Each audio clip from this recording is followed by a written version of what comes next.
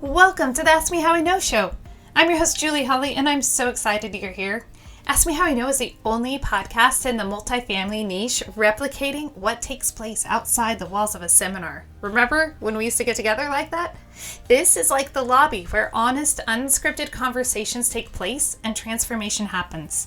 We'll talk about practical problem solving in the multifamily niche as well as overcoming mental roadblocks. This episode is brought to you by 3 Keys Investments. 3 Keys Investments is dedicated to helping people like you, you, enter the multifamily investment space to build passive income and legacy wealth. If you haven't already subscribed and reviewed Ask Me How I Know, I'd be honored if you did. Thanks so much for joining me today, and now for our featured guest.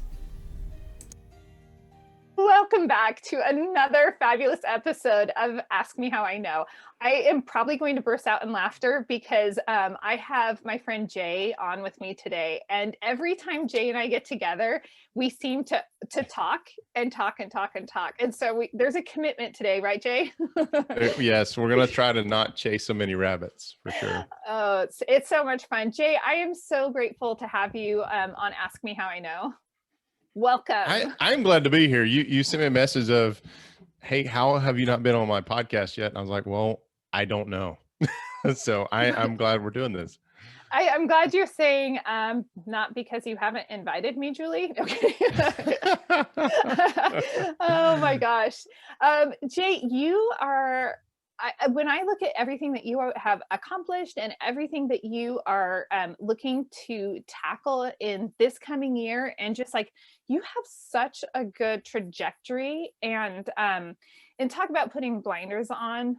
Like really, truly, as much as sometimes we can talk on, we're talking actually usually on topic on investing and strategy, right? but I really appreciate how focused you are with your mission. And can you just share a little bit about what you are visualizing for the future of W-2 Capitalist? So I'm glad it looks like that on the outside, because on the inside, and I think I've even shared this with you before. Somebody came to me and said, how many people do you have working for you now? Because on the surface, it looks like you're getting all this stuff done amazingly. And it's almost like a duck and sit on top of a pond. Your feet may be going frantic underneath to try to steer and stay straight. And I'm like, that's it. I feel like at times I'm a one-legged duck. But it's one of those things where, and we were talking about this just a minute ago, you have to be respectful of your time. Time blocking has been one of the biggest benefits for me ever. And not just professionally, but personally. I even time block like Thursday mornings. We typically do something as a family. No, not today, because we woke up this morning, it was raining. Not everybody's feeling well and stuff like that. So we're like, all right, we're just gonna hang around the house, and do some family stuff. But I purposely block out sometime during the week, Thursday mornings, and then we have the weekends, of course, but Thursday mornings, so that nothing else gets scheduled. Because if it doesn't get blocked off, if it's not on my schedule, it doesn't get done. And it's been a huge game changer. And so you and I both are fans of John Acuff. I don't know if I've ever said his name correctly. I don't know. Is it Acuff or Acuff? I don't know. Is it a schwa A? Is it a long A, a short A? I have no idea. What is a schwa A, by the way? That seems like a nickname I'd give somebody in high school. You might. Schwa. Just so everybody knows, I used to teach, reading and phonics, right? When I was an elementary school teacher, schwa vowels are vowels that make the short U sound. So they say So A, E, I, and O can all say This is what makes the American language, English, so complicated. Oh, I got something like I need know to. This. I have something I'm going to send you. It's not going to make sense. I'm not even going to try to explain it, but it's something I saw on social media the other day, and I just start dying laughing. And my wife and it was my son was like, "What are you laughing at?" And I go show him, but it's about the English language. So I'm going to send it to you when we're done. But so John Acuff, author, start, finish. He's got a couple of books. I'm listening to one right now. It's called Quitter, he lays out a framework that really just helps. So what he has done, I kind of gravitate toward those sorts of things. Also Brian Moran, the 12-week year. So wait, hold on, back Huge. up. You Yep. gravitate towards what sort of things? So guys that I feel like I can hang out with in a social setting that have Right. been successful and can communicate in a way that I understand. And John is a guy, he's from the Southeast as well as I am, right? I think he's from Georgia and I'm from Alabama. Now I live in Florida, right? And when he talks, I'm like, I could have went to high school with this guy, but he's extremely successful. And what he talks about just clicks for me. I'm like, okay, And he's what? hilarious. Yeah. And his sense of humor, I definitely appreciate as well. But also like Brian Moran, 12-week year. If you haven't read that, highly recommend. I actually have a course that's off of that. It's the only course I have. I was about to say it's one of those courses that I just keep getting raving reviews over it. Matter of fact, I teach it to the mastermind that I have. I've taught it once actually to those guys. And then last week they were like, "Hey, are we going to do this again? It's a new year. We're going to go ahead and do this." I was like, I wasn't planning on it. And of course I'm sitting here looking at my calendar and I have things all throughout the year, but January and February are just like, there's no room. Right. Preach And it. yeah. And so you have to block those pieces of time off, and it helps prevent me from running after the shiny object syndrome. And I have never been diagnosed with ADD, but I will hear, and I made this comment yesterday. We had one of our mastermind calls yesterday, and there was a guy, and this happens every call. Every call I get on, amazing people, they're doing some amazing stuff. We're all learning, and I tend to learn from them probably more than they learn from me, but that's kind of the purpose of it, is we all learn from one another. And every call that I'm on, I walk away thinking, oh, I need to do what that person just said they were doing, because they're being successful at it. And there was a guy in there, and he said, I got to tell you something that happened over the weekend. I got this alert from Zillow. This listing came up, called a potential business partner. We put the house under contract, and then we wholesaled it within 3 hours. We made 10 grand. We walked away. I was like, wait a minute, you're getting leads off of Zillow? Like, who does that? And I was like, so as he's talking, I am typing in Zillow and logging in and creating my account so that I can do this. And I was like, you know what? No, I'm not. It works for him. That's great. I've heard it once. Maybe if I start hearing it again and again, I'll incorporate it. But I don't need something else added to my plate, right? And that is the first time out of all the 2 years that we've been doing this that I've actually said, no, I'm not going to do what somebody else is doing right this moment. I'm going to wait and see how it continues to work out for him. But, because I don't want to say he was lucky, because that's, to me, luck is when hard work and opportunity meet, right? Yep, absolutely. If he wouldn't, and he was like, look, I was just lucky. This doesn't happen all the time. And I said, Ed, let's give credit where credit's due, man. If you didn't have the connection with your business partner, who y'all have done a deal like this in the past, if you didn't have your connection with a realtor that helped you navigate all this, no, this is not luck, man. This is hard work paying off, right? And you need to recognize that, because that means you can duplicate it, right? And you can go again and again. And he's like, okay, well, I still feel like it was luck.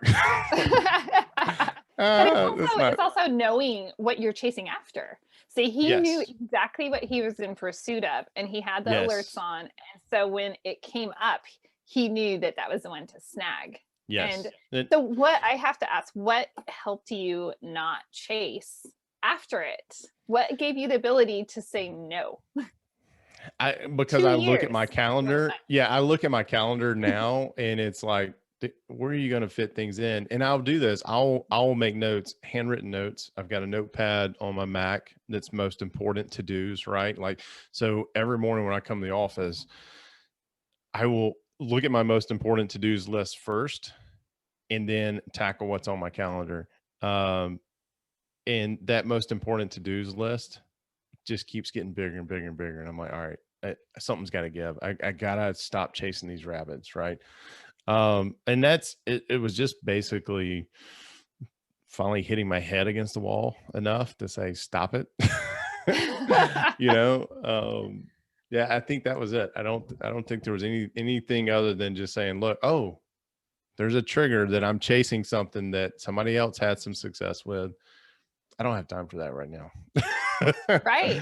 But I You know think what I it's mean? remarkable that you were able to, actually recognize the trigger and say, oh, wait, no. And then you took action. Because, if you talk to anybody, like as you're trying to modify behavior, you have to, first you have to even identify what the behavior is. Yeah. And then you have to start recognizing the triggers and when it's happening. And then you have to actually take the action and stop. I mean, it's really a process. It's not an overnight success story. It's not. And recognizing triggers is something is new to me. And here's where so there's a book that I borrowed or I bought for it was Jocko Willing's I was gonna book that he say wrote you for borrowed kids. books. Yeah, no, I don't know what I don't know why I said that. But it's Jocko Willing's book that he wrote for kids, and he talks about bullying. And the whole story talks about this kid. He's probably 5 or 6 years old, and I've been reading this to my son, or I read it to him last year or whatnot. This is when I discovered this whole thing where this kid starts getting angry and upset over things that he shouldn't have got angry and upset over. And his uncle, who's the guide in this story, says, "Look, those are triggers. Those are flares that are going off. When you see those, you need to recognize you're about to get mad and figure out how to get around getting mad, but get focused." And I bought the book for the purpose of telling my son this and trying to educate my son on, hey, you're 5 or 6, you don't know how to communicate yet. So when you're getting angry, the purpose of you getting angry is because you don't know how to communicate what you want us to understand from you. So when you get angry, you need to start recognizing those things, start taking deep breaths, and then figure out the words so that we understand it.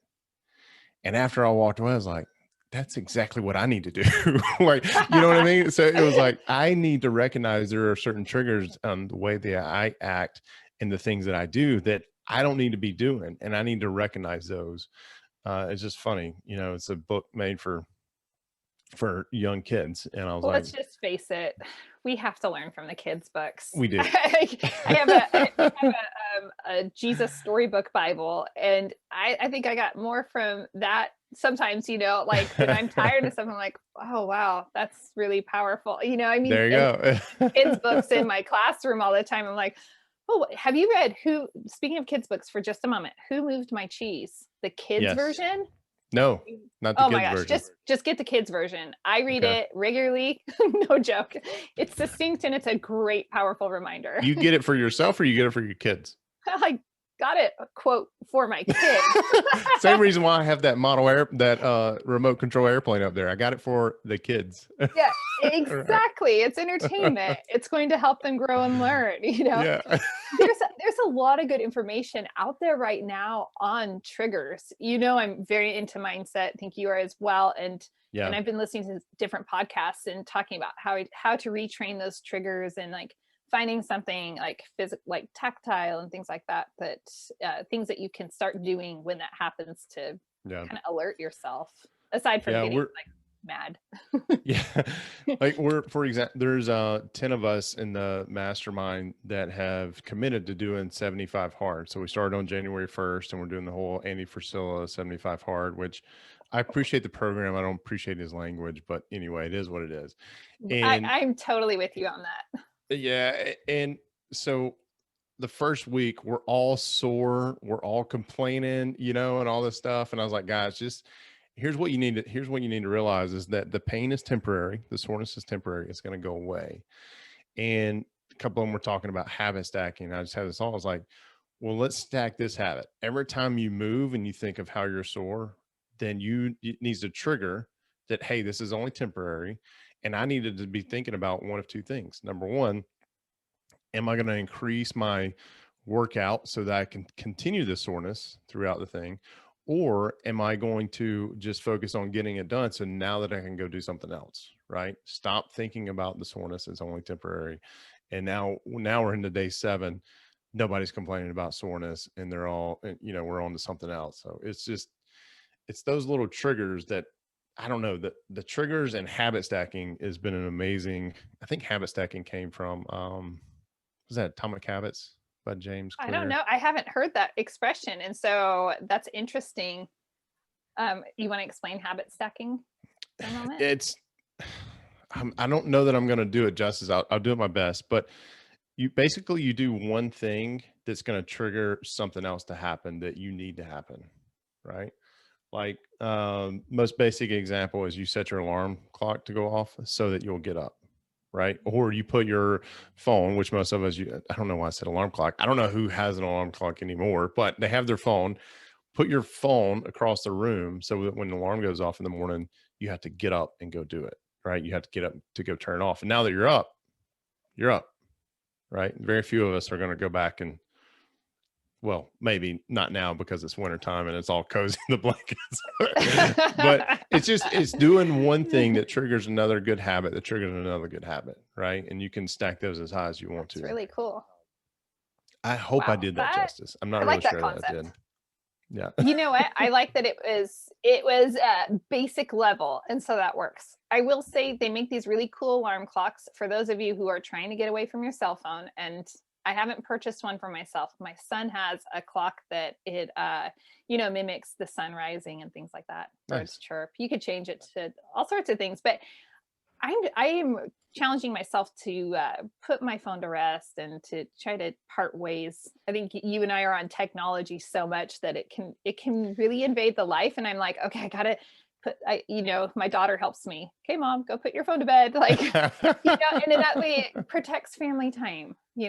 For me in the evenings. It is definitely a love-hate relationship. I realize, we couldn't do what we do without, Definitely. this little device and be as mobile as we are, but also you have to be like, I've even noticed that my hands cringe when I pick my phone up sometimes, like, oh, I don't like the feel of this because I know that I'm sitting here not doing what I need to be doing, which is it's family time, it's dinner time, being present for those, that are closest to me. So, Or just being present for whatever it yeah, could be yeah, family or a task. yeah.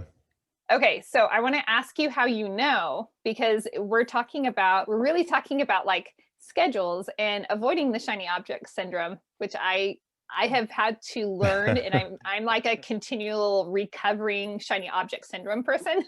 And so, especially, I'm going to give a little asterisk here, especially when you see other people's great ideas. I And know. recently I've been having to tell myself, like, that's great, they're having success with that. Just because they're having success with that doesn't mean that my plan isn't successful. Or Right. right, I will reach the level of success that I have visualized because I'm staying on my path, but it's a constant input. So how did you, like, have you lost something? Have you had some little slaps by life because you've had shiny object syndrome? I Hindsight-ish thing? I don't know.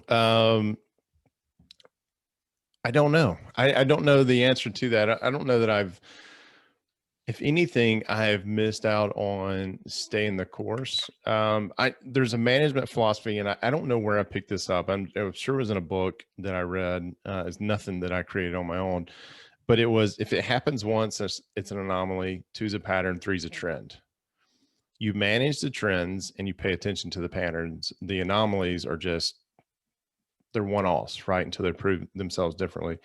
And through my W-2 career, where I managed people and had clients that I took care of and whatnot, I wouldn't say always, for the last 3-4 really successful years of that job and being in that position, I lived by that rule. One employee come to me and complain about something, I'd hear them out, because most of the time that's all they wanted to hear. But they just wanted somebody to hear them out.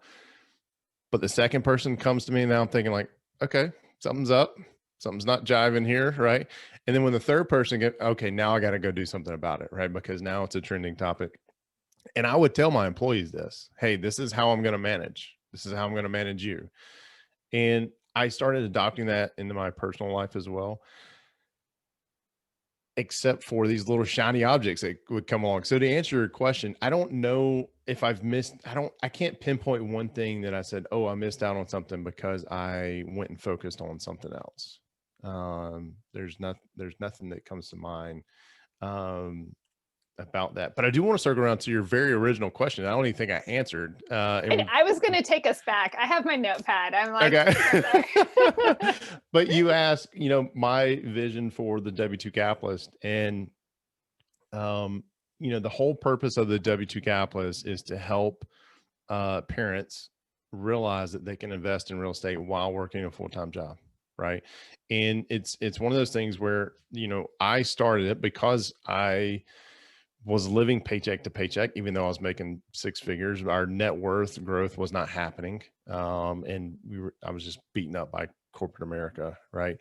And I never thought I could get ahead to where, when we were about to have some kids and start that whole chapter of our lives, and I wanted to get ahead and I didn't know how to, right? And I was like, well, I'm working. I mean, how am I, and I'm seeing these people who are full-time real estate investors, and I'm like, this is not, I don't have the courage to quit my job today with very little savings. And I can't do that. I can't do that. So the purpose of the W-2 capital is to help parents who are 30 to 40 years old, doing very well with their work, but realizing there's more to it than this. We're about to start having some kids. I want to be more present with our family and our growing family. Actually just be more present with my wife, and help them realize they can do it too. So I've got the mastermind. It's been around for a couple of years. We have over 50 members in it now. And it's funny that in the last several months, most people, when they join, either it's the husband or the wife. Typically when we get on the calls, the virtual calls, the spouse comes with them. Right. And it's amazing to kind of see that these teams are coming together. And so that lets me know the messaging's working, right, that we're putting out there. But my overall BHAG for that, my big, hairy, audacious goal for the W-2 capitalist is to help 1 million people realize that they can invest and also, be successful at their job. Now, whether they want to continue investing and reach that financial freedom number and leave their W-2, that's totally up to them. But the idea is to plant that seed so that they realize they can build some massive wealth outside of their W-2, but still be successful at their W-2.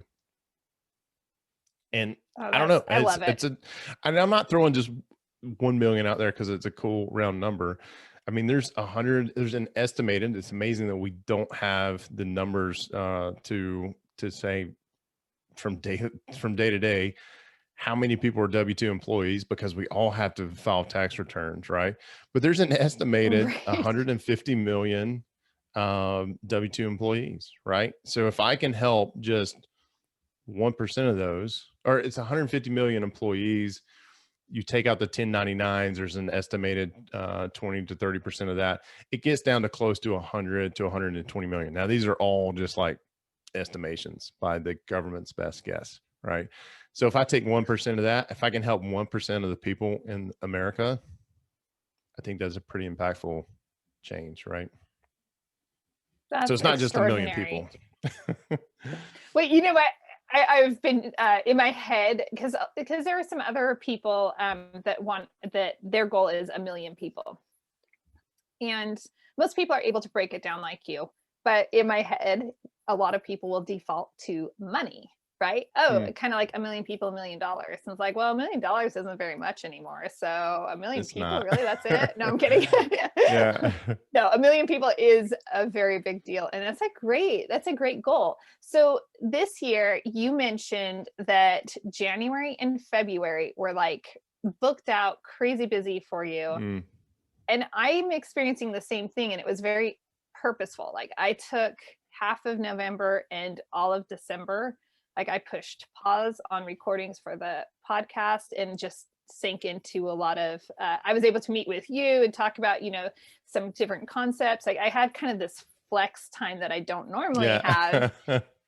And in preparation, goal setting and things like that so that when I started, January came, it was like this week, boom, hit the ground running hard. I'm feeling Yeah. it, by the way. This is like day 3 of workout, you know, when you're really feeling sore. Anyway, so my question with all of that backstory, right? The question is you mentioned that your January, February is really booked out. So I'm just curious if that was purposeful, if there were some tasks like I'm knocking out some projects in Q1 because they will Mm, serve me well in 2, 3, and 4.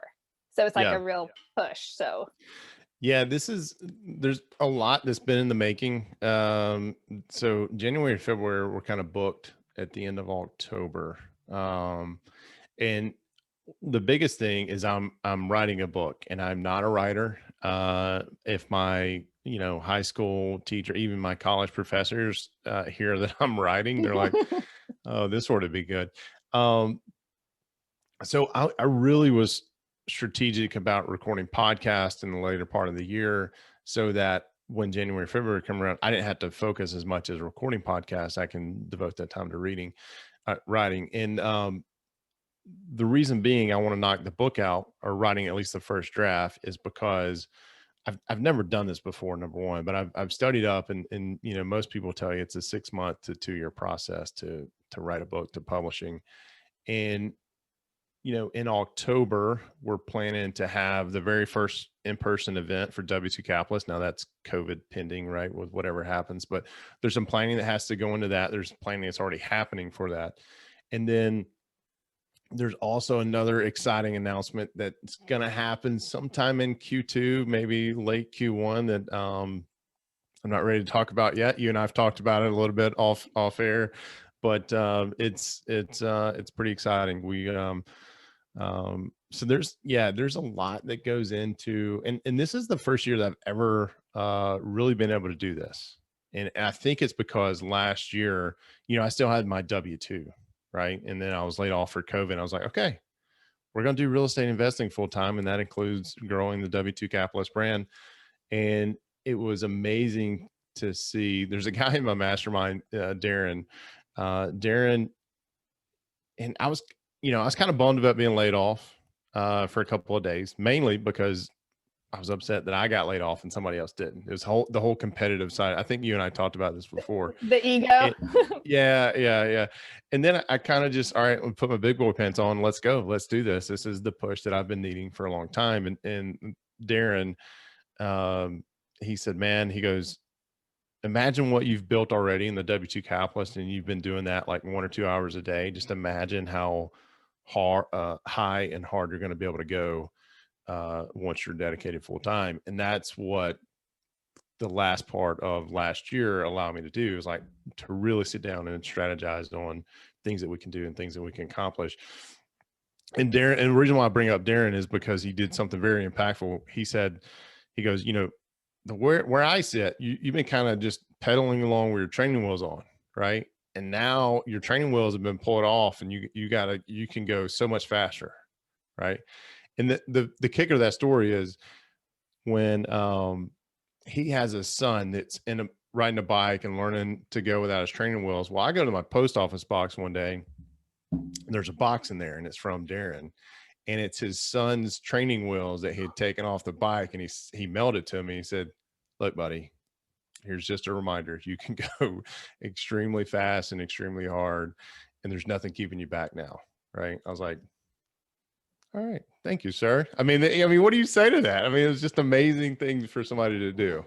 Wow, I don't know. You spray paint them gold and mount them and put them on your wall, and that's first thing that came to my mind. Yeah, it's amazing. That's your trophy. Seriously, you really do have to do something with it, because it's like it's obviously so impactful and important to you, and it's like a trophy. It's almost like you're, congratulations, you got laid off. I know. I typically, now it's kind of old news, but when I would see people I haven't seen in a long time, or people would hear the news, I would know where their mindset was when how they responded to the news, right? They're like, hey man, congratulations, you got laid off. Thank you. Right. And they're, oh man, I hate that you got laid off. Are you okay? Things, blah, blah, blah. I'm like, now I know who I'm dealing with. Right. Or I know where their mindset is. Right. Right. Right. That's mindset. Critical. That is a make or break, concept for everybody. Yeah. So Jay, as we're kind of wrapping up this topic of today, and it's really just been focused on our time management and focus and scheduling, and so I'm wondering, throughout the year, you've been very successful at building W-2 Capitalist, which requires and demonstrates that you have this extraordinary, awareness about how you're using your time and what you're going after. So we both know people are going to lose, their jets are going to start to cool. And so we part ways with January 1st. And so do you have any advice on how to keep the momentum going? Yeah. And that's my tagline, by the way, for 2021 is keep your momentum. Keep your momentum. I've got t-shirts being printed out. They're coming out here pretty soon. But there's two things that really resonate with me. Number one, make sure you're surrounding yourself with the right people. It's funny. Almost anytime somebody comes into the mastermind, they're like, I absolutely just love this because I know when I have a real estate investing question, or if I just want to tap into a real estate investing conversation, that I can come here and get it, because my other friends don't talk about that. And when I do, they look at me like I've got pigs flying out of my ears. Right. And I'm like, that's why I created the W-2 Capitalist, because I was in the same boat. Right. And then we eventually get into, well, stop hanging around those people. They're not good for you in your real estate investing adventures. But then, so make sure you're hanging around the right people. Number one. I challenge a lot of folks that I talk to who I've dabbled in coaching a little bit, right? And doing some one-on-one coaching, and I will do more of that this year. But one of the things when somebody asks me, hey, will you coach me? And we kind of walk me through this process to break through the whole premise of the coaching platform is breakthrough, analysis paralysis breakthrough, right? What we discover for the most part is that they know everything they know about real estate investing. They just don't have the confidence because of something that happened a long time ago, or they're not around the right people who can boost their confidence to pull the trigger. That's basically what it is. And one of the very first questions I ask them is, all right, in a couple of minutes, name the 10 people you hang around with the most. And then we'll go down and list them, like, how many of those people invest in real estate? We're like, yeah, none. Okay. So that's where we're going to start, right? We're going to introduce you to a different community.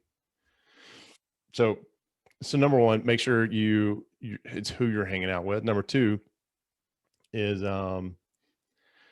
look at things like, I used this yesterday so we're in day 7 of 75 hard, right? And there are some folks that are like, man, I don't know if I can make it the whole 75 days, blah, blah, blah. I'm like, we're the 10th of the way there. Like, if you can look at this as a business trip, and in 75 days, this is over, you don't have to do it again ever if you don't want to, then realize there is a goal in mind, right? And that's why the 12-week year really spoke to me, because within 12 weeks, I can set up this system that says, I'm going to get this accomplished in 12 weeks.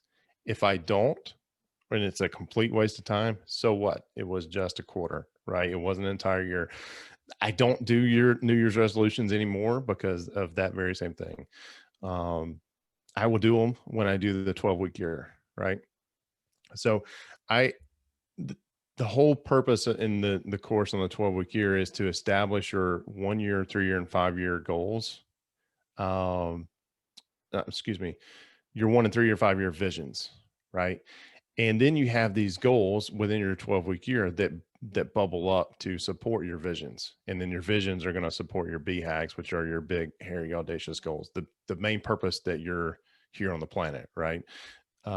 So number one, make sure you're surrounded by the right people, whether that be a coach. And I think everybody should have a coach, by the way, not just because I got into the coaching business, because I hired some folks and I'm like, I've always, growing up playing sports, always had coaches to show me how to do stuff. And the kind of what really put the whole coaching thing in perspective for me is when somebody said, well, Tom Brady has a throwing coach. Like Like the greatest of all time quarterbacks has a coach that comes and tells him and critiques him how to do stuff.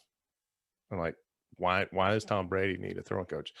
If Tom Brady needs a coach to talk about throwing, then does Jay need a coach about for real estate investing or mindset or any of those things that I want to improve on? The answer is yes. I mean, 100% yes. Yes. And and again, it's not like you sign up and you're signed up for life. It's meant to be a sprint, right? Or it's meant to be for a season, right? For football, baseball, whatever. And so everybody should hire a coach at least once a year for a 90-day sprint, right? So that surround yourself with the right people through a mastermind, or just continue to improve your circle so you're around the people that are doing what you want to accomplish. And then the fourth thing is look at it as a business trip, right? Adopt the principles of the 12-week year, and that's it, right? Look at it as everything is. It's not something you got to start in January and think, oh man, I'm not going to have to. I'm really, because in the back of your mind, you set these New Year's resolutions in the back of your mind. You're like, I don't have to do anything for a few months because I've got all year to accomplish this. Gosh. Truth being, what's going to happen is you're going to look up and it's August and you're like, well, now I don't even have time to accomplish this big thing. Right. So then you're discouraged and then you quit. Yep. So the course that I teach on that is you establish your BHAG, then your 1, 3 year and 5 year visions, and then your goals are broken down into daily and weekly tasks to help you support that. And it's pretty incredible, the results that folks are seeing just by that. And I would love to take the entire credit of it, but it's off the book of Brian Moran's 12-week year. So, you know, there's so much to, though, taking something and putting it to action or breathing life into it, because you can have the very best book and it can just sit and it could be just dull and it collects dust. Yeah. And sometimes even a really great book that reaches tons of people just sits and collects dust until someone comes along and says, hey, and they open up a concept. Did you see this concept in here? This is like the best book. And then next thing you know, you're like, what? That's my favorite book. So there's so much truth to everything that you're saying. And one thing I like, Brendan Burchard speaks about, making sure that you're around the right circle of people and adopting new friends. And it doesn't have to start with like, if your friends maybe aren't the best people for your investing, you don't necessarily have to ditch them. You might end up with nobody in your life. But you do not go them and flip them the middle finger and say, no, this is not working out for me. Sorry, I'm done with you. You don't do that. You just, you're not an investor. I can't be friends anymore. Yes. And you just strategically fill your calendar up with people who are doing the things that you want to be doing, so that you have time for maybe a chat, which then is going to turn into a text, which is then going to turn in maybe talking once a year. I mean, and there's no harm, no foul. If they don't like that you are going after something that you feel is going to make you extremely successful, what kind of friend are they really? I mean, do you want that person in your life anyway? We were talking about this, I think, before we started recording. Yeah. And I told you, I'm like, I don't know. I mean, I've been chasing my vision for a long time, for a solid year. And my friends knew it. I said, listen, hey, the next year, just know I'm not I usually host different events and things like that. And I just said, just heads up, it's not you. I'm just really focused. And so those friends were behind me, supporting. Yeah. And so if you have people you care about and they care about you, you can give them a heads up like, hey, I'm on a mission, and they can come by and rally and support you. And if you're, maybe they'll pick your kids up and drop them off places for you. I have some really great friends. I have two. Yeah, I have two of my people. I'm like, oh, what would I do without them? Oh, I wish I had two. No, I mean, honestly, to the point there is, you make your list of 10 people, right? You hang out the most. Go share with them what you want to accomplish. One of two things are going to happen. They're either going to laugh in your face and call you nicknames that are going to resonate forever, or they're going to tell you, oh, guess who I know that also does that? And they're going to introduce you to somebody else, right? Those people who make fun of you, those are the people that you need to just politely start moving out to the edges of your circle that maybe you'll invite to a holiday dinner party, or they'll stay on your Christmas list or Christmas card list forever, whatever the case is. But the people who are really want to support you and introduce you to other people and also hold you accountable, those are the people you want to keep closer for sure. Definitely. Jay, I love it. It's so important. Everything that we've discussed right here is, I am certain that is going to be helpful to the audience as they, navigate the year. And a lot of people picking up, I think 2020 really put a drive into more people. I know that it's been very difficult, but I think one of the byproducts of that struggle and difficulty is I want to do more. I have to do more. Even that necessity of, things could really change really fast, and I need to be prepared. Be prepared. So, so I think that this is going to resonate with a lot of people stepping into a new space that they haven't been in, and it doesn't even if you're not investing necessarily, they are trying new things, and this is great. Okay, so if they want to join the W-2 capitalist community, where should they go? So W2capitalist.com is the landing page, and there's links to the community. The community is free to join, at least at this point in time. But then if you want to jump into the mastermind, there's a couple of steps that we got to go through that, because we don't let just everybody in. We're looking, and when I say that, it's not based on investing experience. We have people who have never done they're never done a deal. Let's get a little more positive, Jay. They're aspiring to do their first deal, right? And they want to be surrounded by people who are very successful in whatever niche that they're going after. And then we have people who have done, double, triple digits in transactions and own a couple thousands of doors, right? There's a wide range of there. What we're looking for is the right mindset and the right commitment level. So, they let me in, or like, I scored high enough. I scored high enough on the quiz. I'm pretty sure of it. I remember seeing my score thinking like, you go, girl. Yeah, there is a quiz. It does take about 5 minutes to take. And it's amazing what I can discover about people within those 5 minutes. It tells me a lot.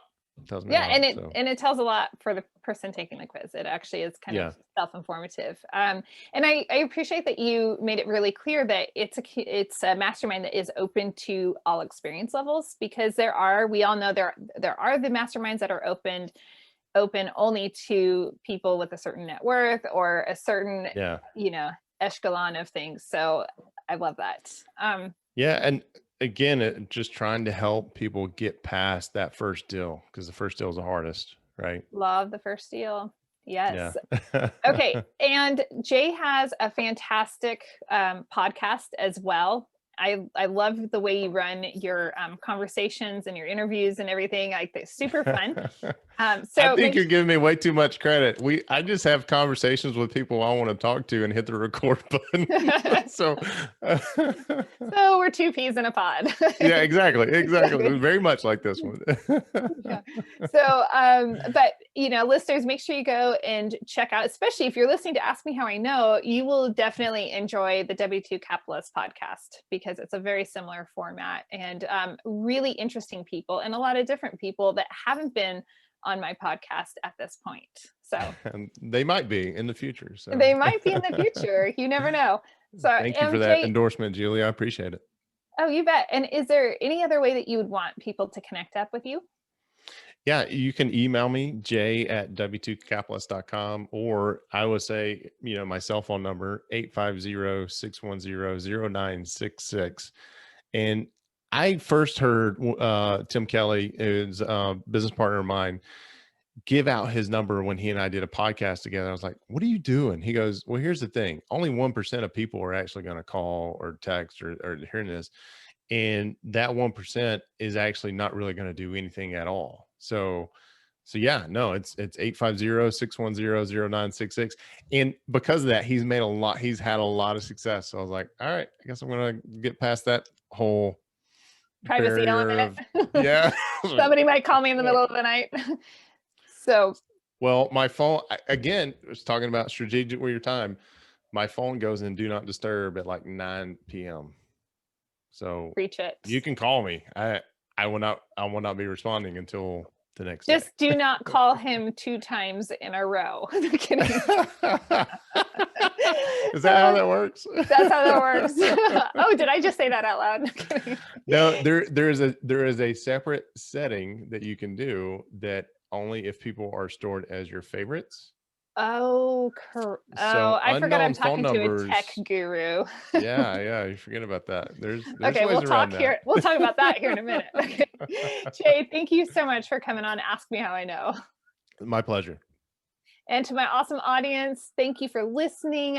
Please rate and review the episode so that we can all be encouraged. And remember, you're just one step away every day, one step away from reaching your freedom goals. Go find your freedom. Thanks so much for joining me for another episode of Ask Me How I Know. This episode was brought to you by 3 Keys Investments. They are dedicated to helping people like you, you, my awesome listeners, develop passive income and legacy wealth through multifamily investing. Feel free to check out their website, 3keysinvestments.com, to see if there is an offering that will help your portfolio grow and meet all of your needs. If you haven't already rated, reviewed, subscribed, liked, all of those bells and whistles, I would be absolutely honored if you would do that for Ask Me How I Know. Thanks again, and go make it a great day.